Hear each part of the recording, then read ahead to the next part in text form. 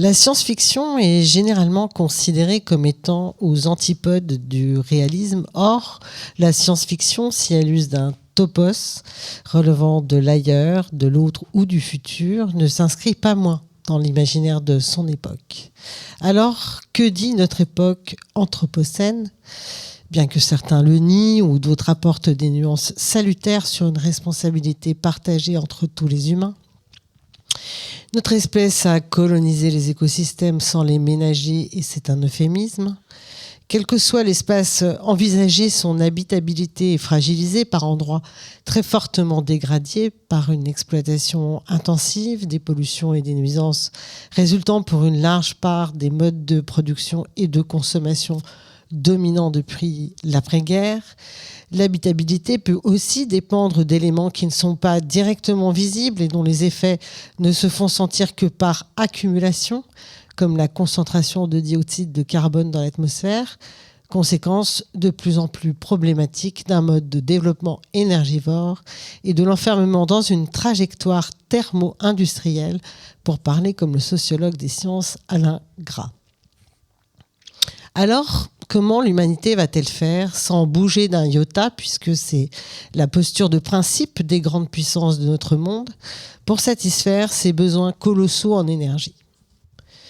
Les consommations énergétiques sont-elles condamnées à croître ou peuvent-elles être réduites ? Quel est le prix de l'épuisement des réserves pétrolières ? La littérature et le cinéma nous offrent des horizons hypothétiques, quoique. Par exemple, une régression technologique et politique dans Julian de Robert Charles Wilson, publié en 2011, ou l'ouverture de la boîte de Pandore avec une libération générale de la prédation et de la violence comme dans les Mad Max, une série commencée en 1979 et dont le 5e opus, Furiosa, sortira en salle cette année. Je l'attends de pied ferme. Ou encore une mise en abîme des ambitions à peine voilées de la géo-ingénierie, secouant Dune, dont le second volet, que l'on doit à nouveau à Denis Villeneuve, et qui nous a été dévoilé sur grand écran fin février. Issu du livre de Frank Herbert, publié en 1965, plusieurs maisons s'affrontent pour le contrôle de la planète Arrakis, également baptisée Dune par ses habitants. Bien que cette planète soit un désert, par principe inhospitalier au delta près des Fremen, particulièrement bien habillés d'ailleurs, je souligne, et de vers géants totalement effrayants, qui eux se sont adaptés. Elle est le lieu de l'épice, énergie nécessaire au déplacement tout autant que puissant, stimulant cérébral. Certaines planètes de cet empire interstellaire disposent de satellites permettant de contrôler la météorologie et d'infléchir le climat. Les Fremen, dirigés par un planétologiste, peut-être un métier d'avenir, espèrent l'arrivée d'un messie, un protagonisme beaucoup moins neuf, qui aidera à transformer ce territoire désertique en un vaste jardin nourricier. Ici, vous le verrez, une seconde figure d'emprunt. Cette macro-ingénierie appliquée à la biosphère qui semble s'ébaucher ici résonne avec des imaginaires démiurgiques, comme s'il était possible de réparer le climat ou tout écosystème vidé de sa capacité vitale.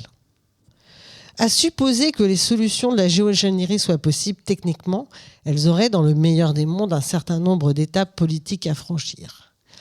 Et si je pense au meilleur des mondes publié en 1932 par Aldous Huxley, mon cœur déraille. L'écrivain réfléchissait aux dérives que les progrès techniques pourraient amener. La manipulation génétique avait permis de créer une société composée d'êtres identiques, bien gentils, bien rangés, en groupes uniformes et repérables, pour assurer une stabilité et une hiérarchie impeccables. Tout est sous contrôle, hyper planifié, et une drogue contribue tout de même efficacement à asseoir le système. Propre, simple, voire simpliste. En 1958, soit 27 ans plus tard, Huxley fit une relecture de son roman dans un essai intitulé « Retour au meilleur des mondes » dans lequel il écrivit « Les prophéties faites en 1931 se réalisent bien plus tôt que je le pensais. » Il ne s'agit plus de fiction, le monde n'est plus un roman, la bombe H, 2 dictatures sans précédent, l'explosion démographique sont passées par là. Et je pourrais réactualiser. 6 des 9 limites planétaires ont été dépassées en septembre 23.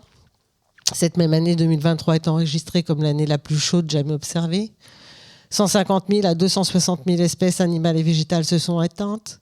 25 pays représentant un quart de la population mondiale sont exposés à un stress hydrique extrêmement élevé chaque année. La fonte des glaces commence à affecter la mesure du temps mondial.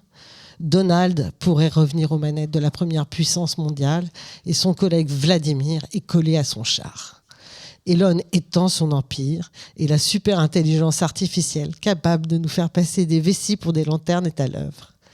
Avec tout ça, on a un joli contexte et des personnages hauts en couleur. Il nous manque simplement Aldous Huxley pour se remettre à l'ouvrage. En bref, j'ai mal dormi, ce qui me fait pencher du mauvais côté de la face énergie désespoir. Demain sera un autre jour.